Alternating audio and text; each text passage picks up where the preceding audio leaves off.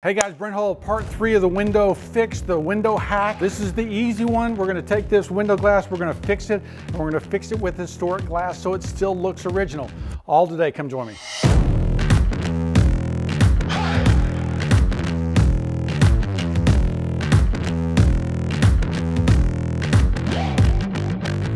Okay guys, so this is part 3, right? We've fixed the window that wasn't working. Remember, we just cut the paint lines loose.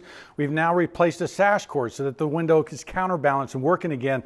Last thing, what if you have a window like this and it is a broken piece of glass? You don't need to take the sash out. You don't need to, repair the cord. All you need to do is fix the glass. How do you do that? Now, the trick is you want it to still look original, right? You've got wavy glass in this window because it's pre-1940. We're gonna fix this piece of glass. I'm actually gonna show you how to do that with a cool historic piece of glass. Now, in Fort Worth, we've got this thing called Old Home Supply, and it's an architectural salvage yard. Architectural salvage yards are awesome. They show you what was built in that area. They're just great resources. But I'm gonna show you, I went over there and I got a sash, right? And so they sell these sashes for like $5 or $10. Now, let me tell you why that's a bargain. If I buy historic wavy glass from Bentheim or one of the other, it's $15 to $30 a square foot, right? For a piece of glass like this. This, I can get something that I can repair a bunch of windows with, right? For about $5. And I've got authentic wavy glass that'll still work here. Now, this window, someone threw a baseball through it, whatever happened, it's been broken.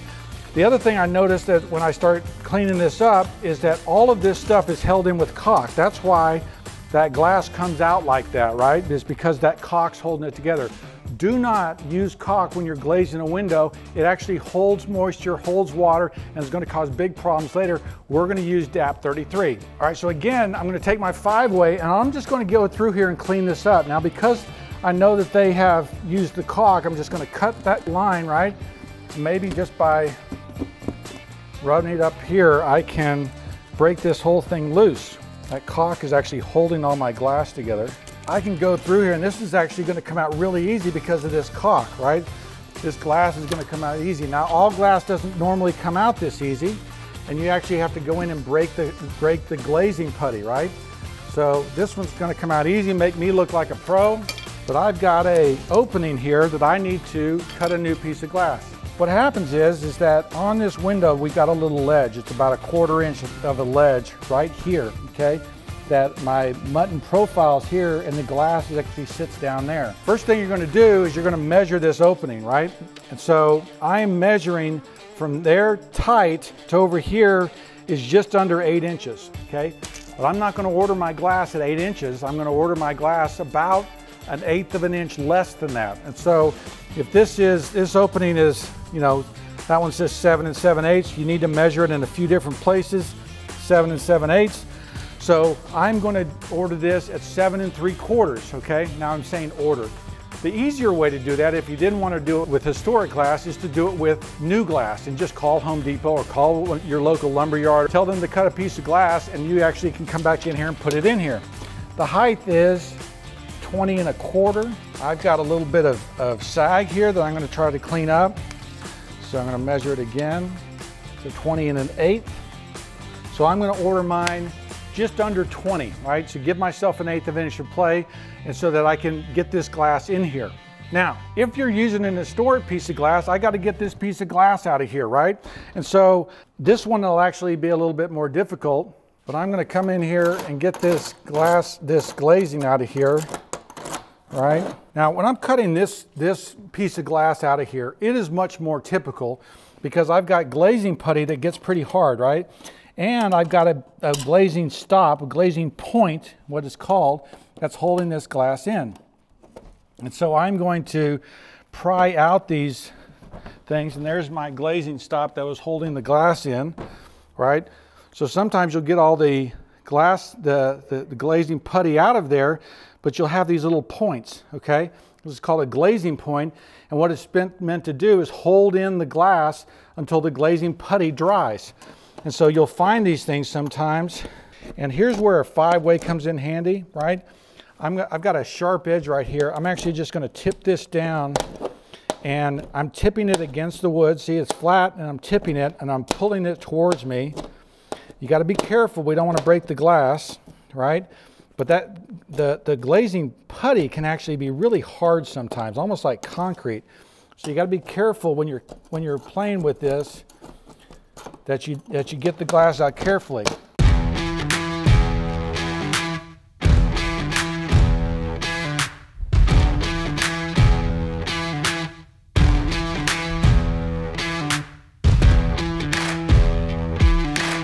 I'm going to get 3, 4, 5 pieces out of here, right?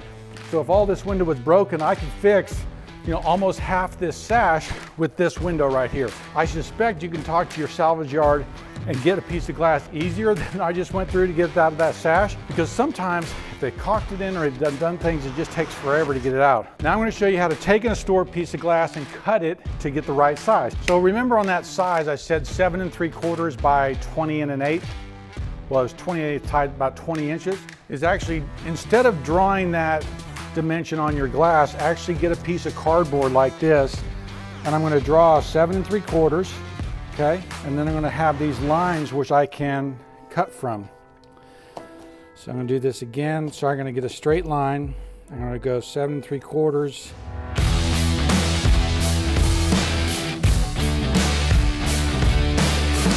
So what I'm going to do is I'm going to get a glass cutter, which is a tool like this, has a little weighted ball on the end, has a diamond tip cutter right here.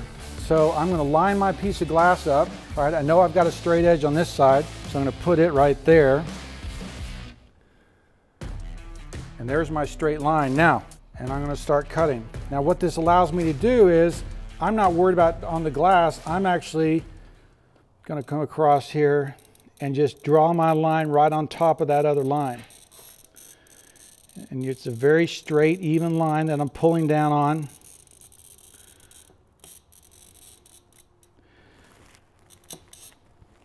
Now what you don't want to do is you don't want to start and stop like I just did. You want one strong, even motion. So I got off line, so I had to stop and pull it back. And what that's going to do is it's going to cause a problem right here, or it could cause a problem when I try to break this. Now the easiest way to break it is to just snap it on an edge, okay? I've got this line driven across here. Now I can, what this ball's for is to come in here and kind of get it started, okay? But once you take it on that edge and just pop it, it should pop right off. And you can see I don't have a very straight edge there, but it works, okay? So now I've got my width right.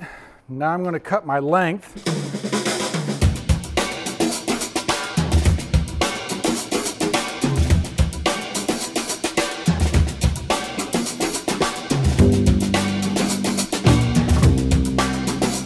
Okay guys, so I've cut out my historic piece of glass. It's nice to see how wavy it is. Good reflection, it'll work well with this historic window. Now if you've already gotten your piece of glass, you can probably just skip to right here. Now what I'm gonna do now is I'm gonna clean this area out, and I'm gonna put a very small bead of silicone caulk, okay? Now you just might have heard me saying how bad caulk is and everything else. All this bead of caulk does is it's gonna set this glass into this opening, and it's going to lock it together, okay? My glazing putty is still what's going to go over top of this window, right? And that will be the watershed on the outside. So, but I need to lock this window together. Sometimes you have pieces of glass that are rattly and the air's getting in them. Probably why they caulked this up is because they thought they were too rattly. They didn't know how to reglaze properly. I'm going to set it in a small bead of caulk. I'm going to push that in there. It's going to lock in there, and then I'm going to glaze it, and you're done.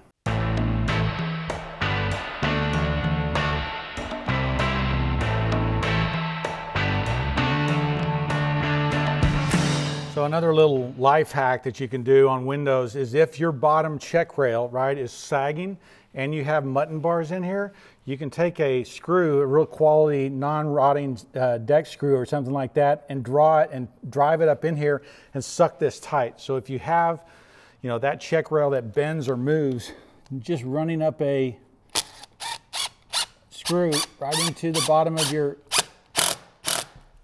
locks that thing together and keeps it from sagging. So for glazing putty, I don't want you to use a caulk. I don't want you to use a tube of glazing putty, okay? Because those are all water-based. You need an oil-based like this.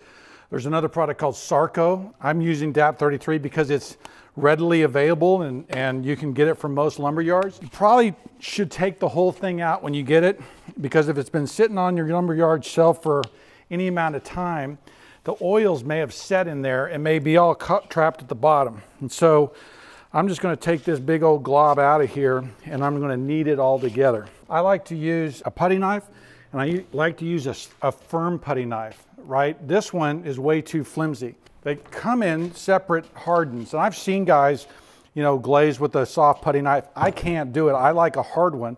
This is actually from Ace. This is called a glazer's putty. This very firm edge, and that's what I like. Now, the trick on this thing is to get the glazing in here as fast as possible. And I've seen people come along and go, and they go around the window like this, and it's very slow, right? We've learned, because of our, you know, we do this all the time, get it in there as fast as you can. So I typically don't even use a putty knife.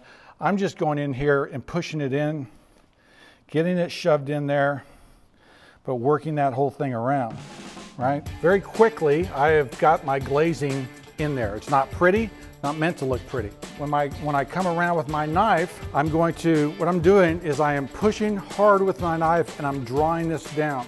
Now there is a line inside. If I look at that window, there's a profile up here, right? And then there's a shelf, okay? Okay, this is what I'm doing, is I'm looking at a cross section of this or a cross section of this. The glass is right here, okay?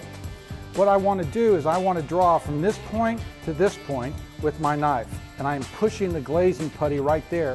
So my knife is drawing along here and pulling down, okay? So what I don't want to have happen is I don't want the glazing, I don't want to pull my knife so that you see the glazing from the other side. So I'm trying to tip it in enough so I block it, and then look what I'm doing, guys. I am pushing pretty hard, and I'm just going to draw this down in kind of one even stroke.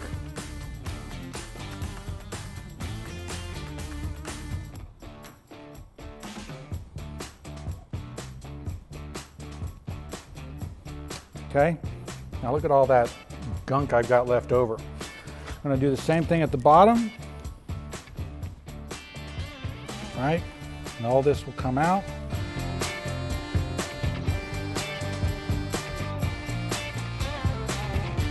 This isn't too perfect, is this glazing putty it's going to take about a month to dry, okay? It could take longer. Like we've had windows that take 2 months to dry. And so I am not like, it has to be perfect off my knife. I can come back in here and adjust it, right? And typically what happens on our jobs is we'll take it out to a job site, and a guy will put his finger in the putty. You just go back and clean it up. So don't worry about if you're drawing down doesn't look perfect, right? Because I can go back and clean it up. It's not rocket science. It is something that is very pliable, right? For a long time, that I can go back in here and smooth up and clean up these lines and make it prettier. And so, but I also don't want you to be intimidated if you have a broken piece of glass. And you got to make sure that if you call your painter, or you call someone else to come repair it, that they don't try to put caulk in it, that they don't do it the wrong way. So, okay guys, so if you watched my long video, we were doing that at about 40 or 45 degrees. It's about 80 degrees in here. You can see me sweating, right? And so that putty, right, is completely different product, right? It's almost melting, right? We couldn't do that before. So realize that warmer weather is easier to glaze than cold weather. And so that's why this glazing went in a little bit different if you watch the full length video. Guys, that's part 3 of 3. Like, we've got our windows working again, right? We fixed the sash cord, and we fixed a piece of glass with historic glass. And so we have now taken care of our windows. We've got them working again. They should be a joy to you in your historic house. Hopefully you've watched all 3 videos. Send me pictures. I'd love to see your work once you get it done. We are working together to save historic windows. info@brenthull.com. Would love to see them. Be sure to follow me on Instagram and Facebook. Sign up for the newsletter. If you're watching on YouTube, hit the subscribe button. We'd love to have you following us. I'm Brent Hull. Thanks for watching.